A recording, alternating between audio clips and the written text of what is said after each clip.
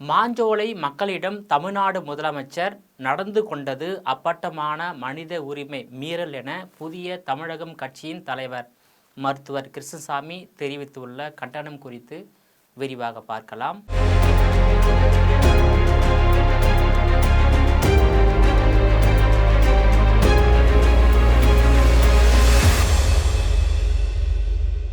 திருநெல்வேலி மாவட்டத்தில் அம்பாசமுத்திரம் அருகே மேற்கு தொடர்ச்சி மலையில் களக்காடு முண்டத்துறை வனப்பகுதியில் மாஞ்சோலை தேயிலை தோட்டம் அமைந்துள்ளது. தமிழ்நாட்டில் தேயிலை உற்பத்தியில் இது முக்கிய பங்கு வகிக்கிறது. ஆங்கிலேயர் ஆட்சி காலத்தில் உருவாக்கப்பட்ட இந்த தேயிலை தோட்டத்தை வாடியா குழுமத்துக்கு சொந்தமான Bombay Burma trading corporation limited என்ற நிறுவனம் நிர்வகித்து வருகிறது. நாடு சுதந்திரம் அடைவதற்கு முன்பு மாஞ்சோலை தேயிலை தோட்டம் அமைந்திருக்கும் வனப்பகுதியை சிங்கம்பட்டி ஜமீன் இடமிருந்து Bombay Burma trading corporation limited 99 வருட குத்தகைக்கு எடுத்தது. பிறகு திருநெல்வேலி மாவட்டத்திலிருந்தும் கேரளாவிலிருந்தும் தொழிலாளர்கள் அழைத்து வரப்பட்டு தேயிலை தோட்டத்தில் வேலைக்கு அமர்த்தப்பட்டனர். அவர்களில் பெரும்பாலானோர் திருநெல்வேலியை சேர்ந்த பட்டியலின மக்களாவர். அந்த தொழிலாளர்கள் தான் மாஞ்சோலையில் தேயிலை, ஏலக்காய், மிளகு ஆகிய தோட்டங்கள் உருவாக்கினார்கள்.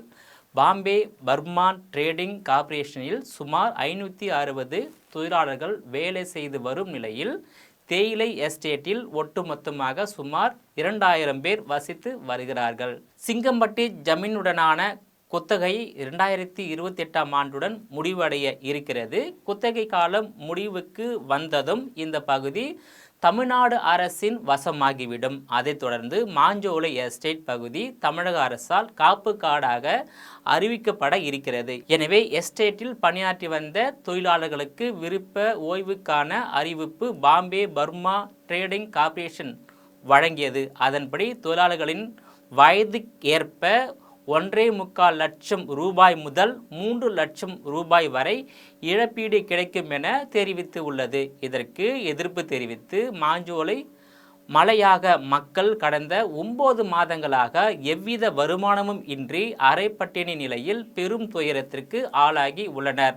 தங்களின் வாழ்வாதாரத்தை மாஞ்சோலையிலேயே நிலைநாட்ட மனித உரிமை ஆணையம் மற்றும் உச்சநீதிமன்றம் வரையிலும் போராட்ட குரல் ஓங்கி ஒலிக்கிறது. ஆனால் ஏனோ தமிழ்நாடு முதலமைச்சர் மு.க. ஸ்டாலினுக்கு மட்டும் அவர்களின் அவல குரல் கேட்கவில்லை என்ற கேள்வியும் எழுப்பப்படுகிறது. ஆனால் மாஞ்சோலை எஸ்டேட்டில் வசிக்கும் 700 குடும்பங்களுக்கு இலவச வீட்டுமனை பட்டா வழங்கி அதில் கலைஞர் கனவு இல்லம் திட்டத்தில் வீடு கட்டவும், குடும்பத்தில் ஒருவருக்கு அங்கன்வாடிகளில் பணி வழங்கவும், குழந்தைகளுக்கு உயர்கல்வி வரை இலவச கல்வி வழங்கவும், மாற்றுப்பணி வழங்கும் வரை ஒரு குடும்பத்திற்கு மாதம் 10,000 நிவாரணம் வழங்கவும் தமிழக அரசு நடவடிக்கை எடுக்க வேண்டும் என்பதே மாஞ்சோலை தொழிலாளர்களின் கோரிக்கையாக உள்ளது. இந்நிலையில்தான் இம்மாதம் கடந்த 7ஆம் தேதி நெல்லை சென்ற முதல்வர் மு.க. ஸ்டாலின் மாஞ்சோலை மக்களை சந்திக்க உள்ளார் என்ற செய்திகள் ஊடகங்களில் வந்தன.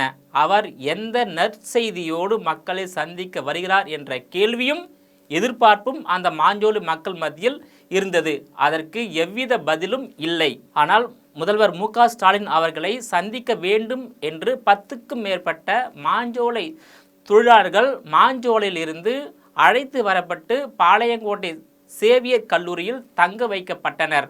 அதிகாரிகளால் அழைத்து வரப்பட்ட தொழிலாளர்கள் எவரும் முதல்வரை சந்திக்க அழைத்து செல்லப்படவில்லை. இதனால் அதிர்ச்சி அடைந்த தொழிலாளர்கள் தங்களை முதல்வரிடம் அழைத்து செல்ல வேண்டும் என சாலை மறியல் போராட்டத்தில் ஈடுபட்டனர். அதன் பின்னர் 6 பேர் மட்டுமே சுற்றுலா மாளிகைக்கு அழைத்து கொண்டு செல்லப்பட்டனர். முதல்வர் மு.க. ஸ்டாலின் அவர்கள் தொழிலாளர்களிடம் என்ன குறை என்று கூட கேட்காமல், ஒரு வார்த்தை கூட பேசாமல் மனுவை மட்டுமே வாங்கி கொண்டு திருப்பி அனுப்பி வைக்கப்பட்டிருக்கிறார்கள் தொழிலாளர்கள். இதுதான் ஏழை எளிய மக்களிடம் ஓர் அரசு நடந்து கொள்ளும் முறையா? முதல்வர் தொழிலாளர்களிடம் நடந்து கொள்ளும் விதமா? இச்செயல் எதன் வெளிப்பாடு எனவும் கேள்வி எழுப்பப்படுகிறது.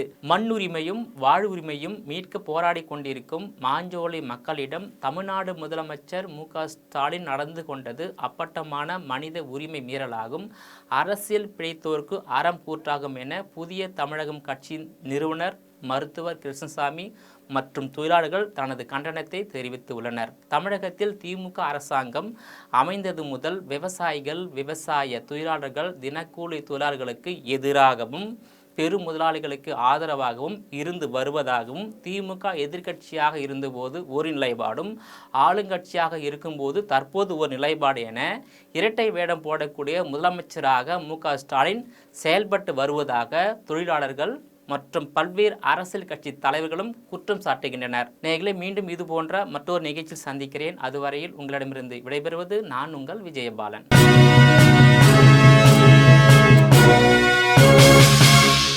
உடனுக்குடன் அப்டேட் தெரிந்து கொள்ள ஜெம் டிவி தமிழ் ஆப்பை இன்ஸ்டால் செய்யவும்.